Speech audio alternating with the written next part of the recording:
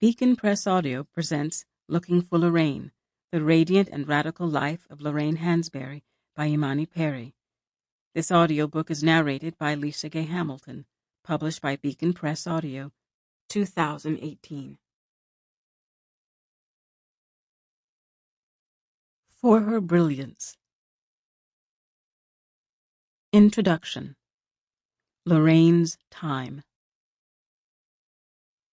For some time now, I think since I was a child, I have been possessed of the desire to put down the stuff of my life. That is a commonplace impulse, apparently, among persons of massive self-interest. Sooner or later, we all do it. And, I am quite certain, there is only one internal quarrel. How much of the truth to tell? How much? How much? How much? It is brutal in somber, uncompromising moments to reflect on the comedy of concern we all enact when it comes to our precious images. Lorraine Hansberry. Following her lead, I too am putting down the stuff of Lorraine Hansberry's life.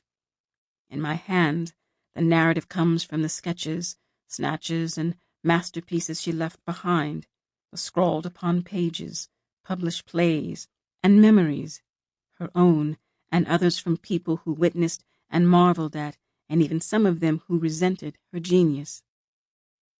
But why did I believe this book, less a biography than a genre yet to be named, maybe third-person memoir, had to be written? The obvious answer is Lorraine Hansberry was the first black woman to have her play produced on Broadway, and the first black winner of the prestigious Drama Critics Circle Award. That first play, A Raisin in the Sun, is the most widely produced and read play by a black American woman. It is canonical, not just in black American literature, but also in American arts and letters. She is an important writer, and Lorraine Hansberry is an important writer who has had far too little written about her other work, about her life. Hers is a story that remains in the gaps despite the fact that she was widely influential. Her image in the public arena has a persistent flatness, even now as more people know about the details of her life. Knowing only two dimensions is our misfortune. She sparked and sparkled. Now, in the digital age, to so easily hear her voice, to look at the many photos that pop up on Google Images, to search newspaper archives for her incisive comments and her teasing wit, is to feel the crackling excitement of her persona. Her eyes are alight. Her voice veers between the studied artifice of elocution and the drawled vowels and rhythms of the Chicago South Side, to finally the slurring speech of the terminally ill. Elegance in one photo gives way to the boyish charm and mussed hair of another. It isn't hard to see there was a great deal of there. Lorraine died young. That is undoubtedly one reason we know too little. The life cut short has cast a pall over remembrance. The question, what if she had lived, echoes. What else wasn't done? Poor remnants of an unfinished life lie dormant, at least that is what many critics have told us. And then there is the way the play itself, canonized neatly as the story of a black family fighting Northern segregation, is set into the narrative drama of the 20th century United States, the march toward freedom. Like Selma, like Washington, A Raisin in the Sun sits static. Static things don't breathe or live. But Lorraine did, deeply. I call her Lorraine rather than Hansberry because she is just one of a number of Hansberrys whose names you ought to know. I can't just call her Hansberry, the surname of her uncle, her mother, her father, her grandfather, because I might mean any of those notable figures. In 34 years, the briefest life of the great Hansberrys, she left a lasting impression. She was an artist and an activist. She was strident and striking, an aesthete, and, as John Oliver Killens called her, a socialist with a black nationalist perspective. Born at the dawn of the Great Depression, she was one of those great artists whose life rode the wave of some of the most pivotal and complex moments in American history: World War II, McCarthyism, civil rights. Lorraine was right in the thick of it, trying to make sense of it all. There are enticing details. She was a black lesbian woman born in the established black middle class who became a Greenwich Village bohemian leftist married to a man, a Jewish communist songwriter. She cast her lot with the working classes and became a wildly famous writer.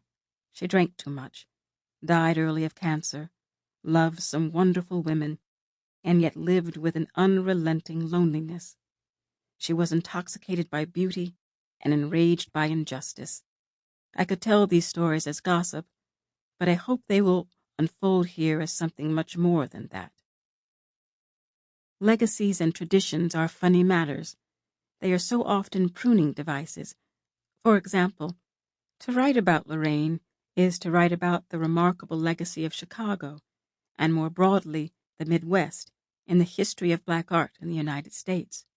She followed in the footsteps of so many greats: Richard Wright, Gwendolyn Brooks, and Ralph Ellison. She set the stage for so many more, like August Wilson and Toni Morrison. When I say that, I imagine what comes to mind for some readers are those laminated posters of famous black writers.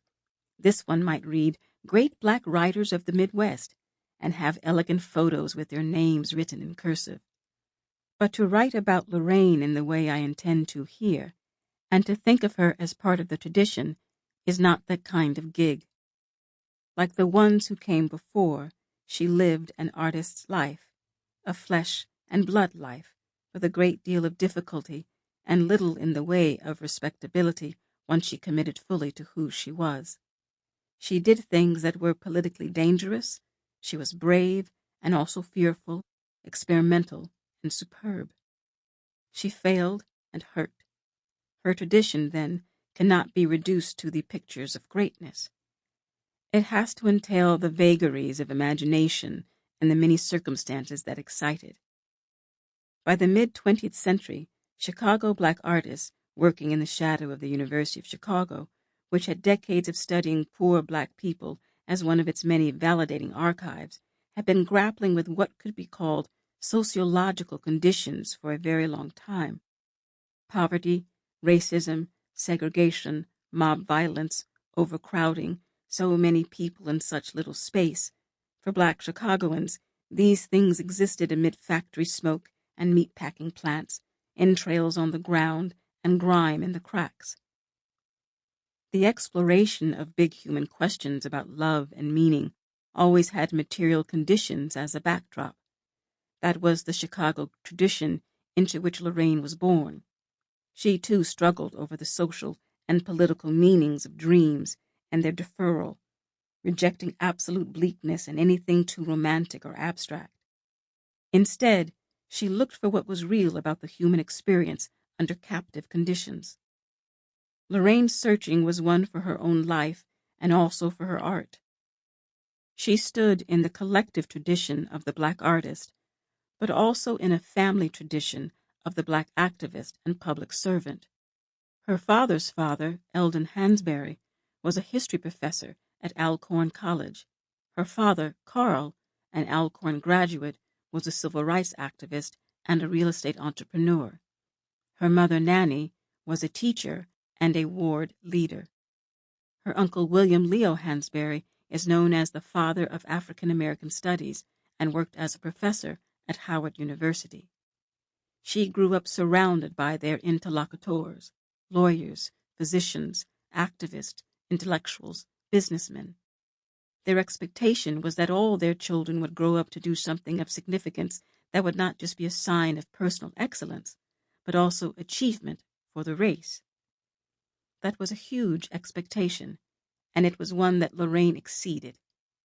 Not only would she distinguish herself among artists of her generation, she would also think her way into the vanguard of issues that would come to the fore of American and global thought in the years after her death: feminism, post-colonialism, LGBTQ rights and lives, Black nationalism.